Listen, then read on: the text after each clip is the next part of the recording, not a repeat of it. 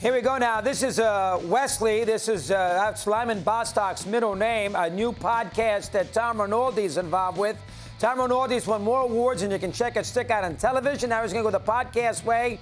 Bostock was a great angel, an excellent hitter who was shot and killed in Gary, Indiana, in the, I would say, October, September of 1978. There's Mr. Rinaldi. You see him on Fox with all the football, college, and the NFL. Loves tennis. He's a great guy, and he says hello. Tom, long time. Good to talk. How are you today, okay? Great to be with you, Chris, always. All right, now, tremendous series here on Bostock. He has sort of been forgotten. You're involved in a podcast. It's a long series. Fill me in on it. Give me the background first, just announced today, then we'll get into some specifics. Go ahead. Chris, the first 4 episodes of our 8 episodes launch in a week. They launch on July 18th on Monday. This is called Wesley because Lyman Wesley Bostock Jr. was called Wesley by his family for the most part and by many of his closest friends. And it's a story, Chris, that even with your encyclopedic knowledge and incredible recall of the sport, I think you'd agree, has for some reason, mistakenly and mysteriously been largely forgotten. The story of the only player, a really rising player entering his prime, the end of his 4th season in the majors, a career .311 hitter, the only player ever to be murdered during a season in the history of Major League Baseball. It tells you the story of his life, his remarkable career, the son of a Negro Leagues player, the forces that shaped him, and then the remarkable court case that followed, which ultimately resulted in a miscarriage of justice that anybody would call as much, changing the law in the state of Indiana where his murder happened, and the killer going free, less than 2 years after pulling the trigger. Wow, now that was a case, he sort of got, he was with, it was in Gary, Indiana, it was at nighttime, and wasn't a boyfriend, girlfriend, without giving it away, because I know you did a lot of work with this, wasn't it a boyfriend, girlfriend thing, Tom, or no? Not on Bostock's side of things. The killer was an estranged husband of a woman who happened to be riding in the car with Bostock, a woman who he had known, right. A woman who he had known since he was a child, Chris. And part of what the podcast delves into not only is the fascinating life that Lyman led that got him to this point, but also the fact that 14 years ago, we had the opportunity to tell the story on ESPN. I encountered the man that killed him. I found him 30 years later, and it's been a big regret of mine in my career, Chris, how I mishandled, in my opinion, that encounter. And that's a part of this podcast as well. Wow.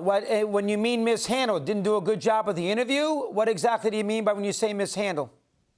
That's what I mean, Chris. I did not handle the interview properly. And for 14 years, it's been a regret of mine. We didn't know that we would be able to find Leonard Smith, the man that killed him, who in yet another one of the 100 remarkable details of Lyman's story, Chris.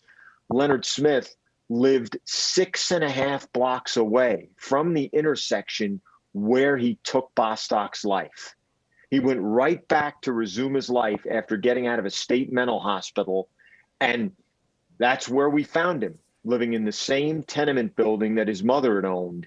And we encountered him on the street, and it's just something that I mishandled. And that unfolds. We revisit that as well in the podcast. All right, give him a little breakdown about how good Bostock was. I certainly know him well. Good left-hand hitter. I think he got traded from the Twins to the Angels. He was a Rod Carew type with a little more power, is the way that I would express Bostock. But give the audience a little feel, who may not know, it is 1978 now. It's 50 years ago. Give the audience a little feel of how good a player that he was. Go ahead. Couple of quick notes that we hope will really intrigue people. Just purely as a tactician in the box, Chris, career .311 hitter.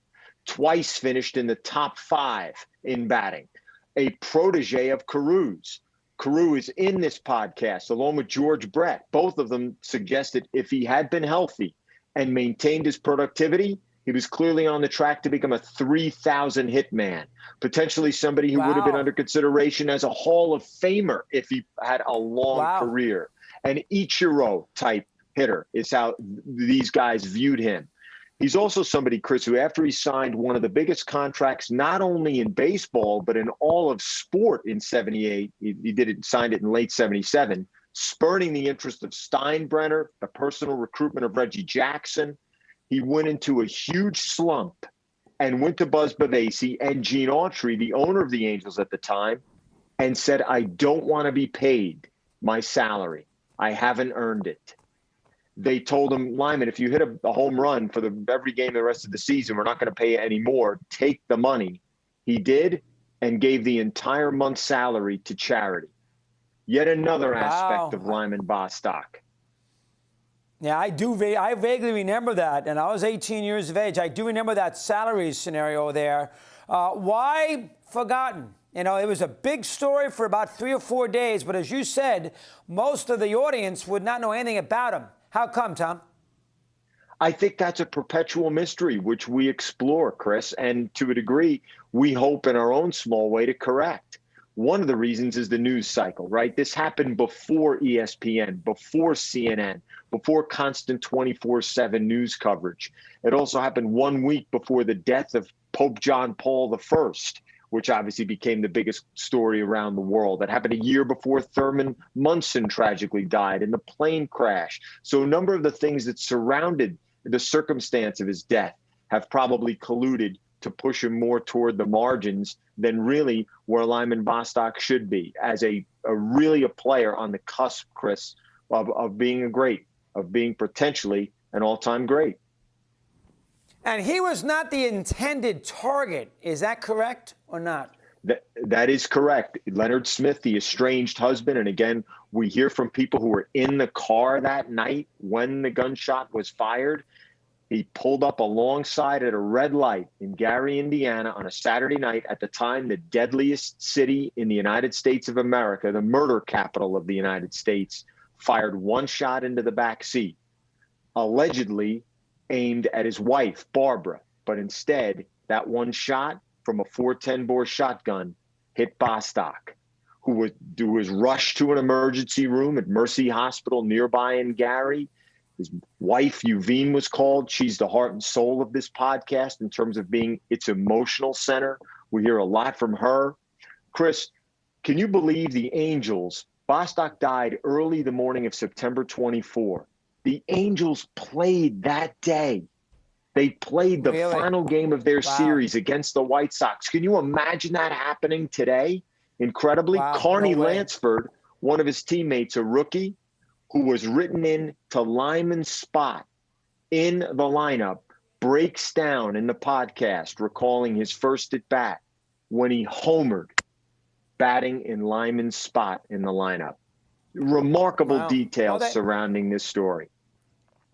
You know, in those days, though, Tom, they did play. You know, they played right after Munson died, too. Now, he died on a Thursday, but the Yankees played all weekend against Baltimore, and they also played on Monday, the day of the funeral. In those days, you know, they played. Yeah. It's a wacky thing, but you're right, 100%. I'm surprised they played that day, and I do remember it on a Saturday night with him. Now, I don't know. I'll go look at his numbers.